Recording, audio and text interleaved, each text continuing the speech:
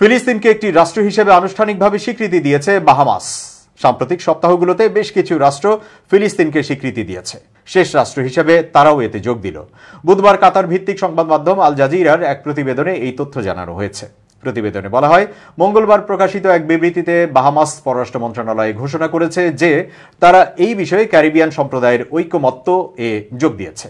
বিবৃতিতে বলা হয়েছে, বাহামা 1973 সালে স্বনিয়ন্ত্রণের একটি আইনের মাধ্যমে একটি স্বাধীন জাতি হয়ে ওঠে। তাই বাহামা ফিলিস্তিনি জনগণের স্বনিয়ন্ত্রণের আইনি অধিকারকে সমর্থন করে। গত সপ্তাহে ত্রিনিদাদ ও টোবাগো সরকার ঘোষণা করেছে যে তারা আনুষ্ঠানিকভাবে ফিলিস্তিন রাষ্ট্রকে স্বীকৃতি দিচ্ছে। এদিকে মে মাসের শেষের দিকে বেশ কয়েকটি ইইউ দেশ ফিলিস্তিনকে একটি স্বাধীন রাষ্ট্র হিসেবে স্বীকৃতি দেবে। 2012 সালে ফিলিস্তিন জাতিসংঘ সাধারণ পরিষদের একটি পর্যবেক্ষক রাষ্ট্র হিসেবে গৃহীত হয়েছিল। এ সময় দেশটির দূতকে জাতিসংঘের সংস্থাগুলোতে অংশ নেয়ার অনুমতি দেওয়া হয়েছিল, কিন্তু কোনো ভোট দেওয়ার ক্ষমতা দেওয়া হয় নাই। 18 এপ্রিল মার্কিন যুক্তরাষ্ট্র জাতিসংঘের নিরাপত্তা পরিষদে ফিলিস্তিনের পূর্ণ সদস্য পদের অনুরোধের একটি প্রস্তাবে ভেটো দেয়।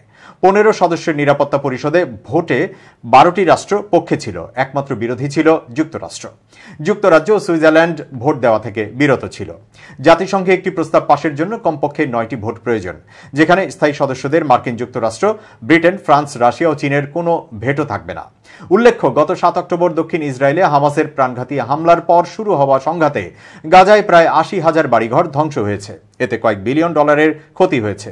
এছাড়াও ইসরায়েলি হামলায় নিহত হয়েছে অন্তত 34,735 জন ফিলিস্তিনি।